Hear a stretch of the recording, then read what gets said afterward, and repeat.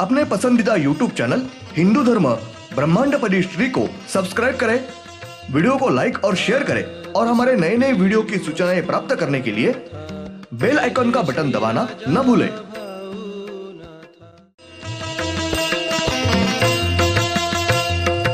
आरती सप्रेम मस्को बना था, जय जय श्री राजा भाऊनाथा। ॐ भूर्भुर्गव आदिशक्ति ब्रह्माण्डच्च दिव्यशक्ति प्राप्त्यर्थच्च परमेश्वराय नमेन गायत्रीयं कालभैरव दिव्यशक्ति नमो शिवाय। ब्रह्मांडपदी श्री सप्तशक्ती महाग्रंथ, ब्रह्मांडपदी श्री सप्तशक्ती महापंथ। सत्य हाच धर्म, जसा खवळलेला समुद्र, जसा पूर्ण आकाश, जसा सूर्य, तसा मी। शिवोहम। पिछले यानी भाग 241 में हमने देखा नारी नटेश्वर इन्होंने ज्योति का रूप धारण करके दोनों भी दिव्य ज्योति इन्होंने पहले अपने श्री सूर्य इसको दाई ओर से 3 परिक्रमा पूरी लगाई है। उसके बाद श्री चंद्र इनको दाई ओर से 3 परिक्रमा पूरी लगाई है और उसके बाद अपनी पृथ्वी श्री सूर्य इस पृथ्वी को दाई ओर से 3 परिक्रमा पूरी लगाई है। उसके बाद दोनों भी ज्योतियां अपने चंद्र के ऊपर आकर रुकी हुई है। अब देखेंगे भाग 242। श्री विष्णु इनके ज्योति ने अपना मूल रूप श्री विष्णु यह मानव शरीर रूप धारण किया और उसके बाद श्री अर्धनारी नटेश्वर इनके ज्योति ने अपना मूल रूप श्री अर्धनारी नटेश्वर यह मानव शरीर रूप धारण किया है। उसके बाद श्री विष्णु यह मानव रूप में अपने चंद्र के ऊपर कठिन तपस्या करने के लिए बैठे हुए हैं और श्री अर्धनारी नटेश्वर यह उनके रक्षण के लिए उनके पास ही खड़े रहे हुए हैं। श्री विष्णु यह अपने सद्गुरु इनका स्मरण करके चंद्र के ऊपर जमीन पर पूर्व दिशा की ओर अपना मुंह करके बैठक लगाकर अपने दोनों आंखें बंद करके इस अवस्था में लंबे समय तक कठोर ऐसी तपस्या करने के लिए बैठे हुए थे और श्री अर्धनारी नटेश्वर यह उनके सामने आगे दाई ओर अपने हाथ में त्रिशूल, बाएं हाथ में कमंडल और उनका नाग यह शस्त्र लेकर उनकी तपस्या में कोई भी विघ्न कठिनाई न आए इसलिए उनके रक्षण के लिए खड़े रहे थे। श्री विष्णु इनकी लंबे समय तक होने वाली तपस्या यह पूरी होने के बाद वो फिर से तुरंत ही उसी अवस्था में वही ध्यान में अवस्था प्राप्त करके लंबे समय तक बैठे रहे थे और श्री विष्णु इनकी ध्यान अवस्था पूरी होने के बाद वो वही जगह पर उठकर खड़े रहे। उनके साधना में कोई भी विघ्न नहीं आया है। श्री विष्णु इनकी तपस्या और ध्यान अवस्था पूरी होने के बाद श्री अर्धनारी नटेश्वर यह अपने चंद्र के ऊपर पूर्व दिशा की ओर अपना मुंह करके जमीन पर बैठक लगाकर अपने दोनों भी आंखें बंद करके अपने श्री सद्गुरु इनका स्मरण करके लंबे समय तक कठोर तपस्या करने के लिए बैठे और उनके रक्षण के लिए श्री विष्णु यह वहां की उनके सामने दाई और खड़े रहे थे। उनके दाएं हाथ में त्रिशूल और बाएं हाथ में कमंडल और उनके पास उनके नाग यह शस्त्र उनके पास थे। श्री अर्धनारी नटेश्वर इनकी लंबे समय तक कठोर ऐसी तपस्या हो रही थी और श्री विष्णु यह रक्षा करने के लिए खड़े रहे थे। श्री अर्धनारी नटेश्वर इनकी तपस्या ठीक ठाक से पूरी होने के बाद फिर से ध्यान में अवस्था प्राप्त करके लंबे काल तक बैठे रहे थे। उनकी ध्यान अवस्था पूरी हुई है। उनकी साधना में कोई भी विघ्न आया नहीं। उसके बाद श्री अर्धनारी नटेश्वर यह वहां ही उठकर खड़े रहे हैं और श्री विष्णु और श्री अर्धनारी नटेश्वर इन दोनों ने भी फिर से अपने मूल दिव्य ज्योति का रूप धारण किया हुआ है। उसके बाद दोनों ज्योतियां उन्होंने पहले अपने सूर्य को दाई ओर से 3 परिक्रमा पूरी की है। उसके बाद में अपने चंद्र के दाईं ओर से 3 परिक्रमा पूरी की है और उसके बाद अपने पृथ्वी को दाईं ओर से 3 परिक्रमा पूरी लगाई।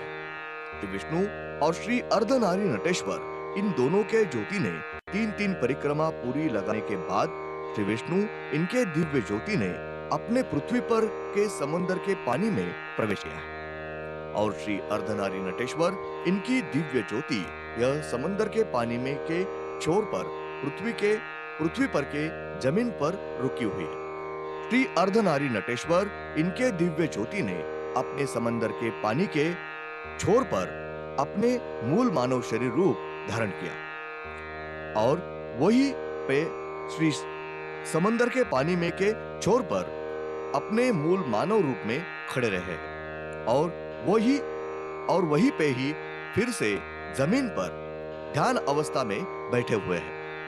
तब उनके पास उनके त्रिशूल, कमंडल और नाग यह शस्त्र वही उनके पास थे और श्री अर्धनारी नटेश्वर यह ध्यानस्थ अवस्था प्राप्त करके श्री विष्णु इनके समंदर के पानी में के दिव्य ज्योति की तरफ ध्यानस्थ अवस्था में ही पूरी तरीके से बारीकी से ध्यान देकर उनके कार्य में कोई भी विघ्न कठिनाइयां न आए, इसलिए ध्यान अवस्था प्राप्त करके उस अवस्था में ही उनके तरफ बारीकी से ध्यान देकर उनके रक्षण के लिए ध्यान में बैठकर ही सावध रहे हैं।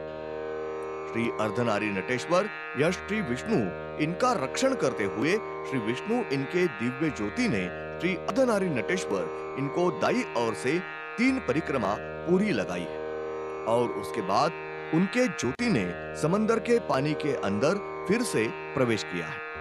श्री विष्णु इनके दिव्य ज्योति ने समंदर के पानी में अंदर प्रवेश करने के बाद समंदर के पानी में श्री मछली इस प्राणी का शरीर रूप धारण किया है। श्री मछली यह नर मछली यह रूप लेने के बाद उस नर मछली इनके मुंह में से वो दिव्य ज्योति बाहर निकली है। बाद में श्री विष्णु इनके ज्योति ने श्री मछली यानी मादा मछली यह शरीर रूप धारण किया है।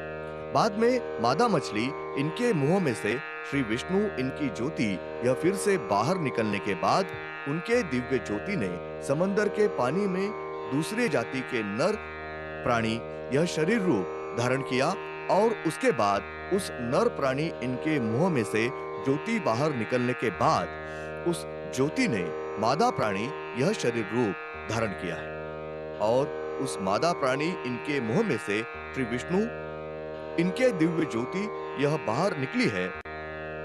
श्री विष्णु इनके दिव्य ज्योति ने अपने समंदर के पानी में के अंदर पहले नर मछली, बाद में मादा मछली, उसके बाद दूसरे जाति के प्राणी के नर रूप में, बाद में उसी जाति के प्राणी के मादा रूप में श्री विष्णु इनके दिव्य ज्योति ने समंदर के पानी में ही हर एक जाति के रूप के प्राणी का नर और मादा यह रूप धारण करके होने के बाद श्री विष्णु यह उनकी दिव्य ज्योति यह लंबे समय तक समंदर के पानी के अंदर ही शांति से रुकी रही थी।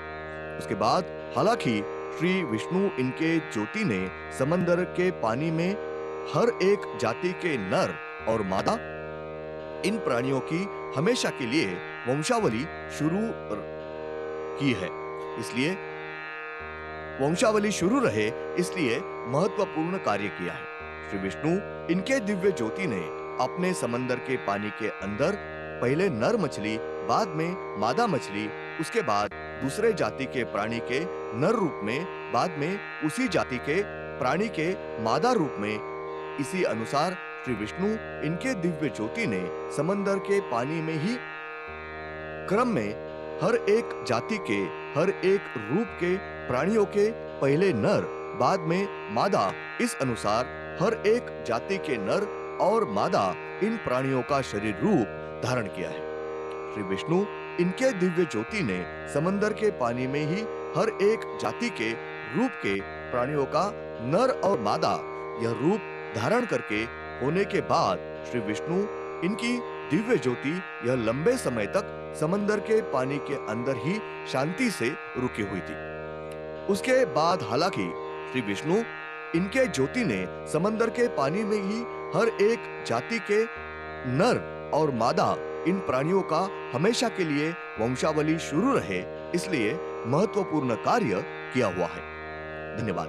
अगले यानी भाग 243 में हम देखेंगे तारीख 5 फरवरी 97 बुधवार। श्री विष्णु इनके ज्योति ने क्रम में पानी में के सब जाति के नर और मादा प्राणी निर्माण करने के बाद श्री विष्णु इनकी ज्योति कुछ समय पानी में ही रुकी रही थी।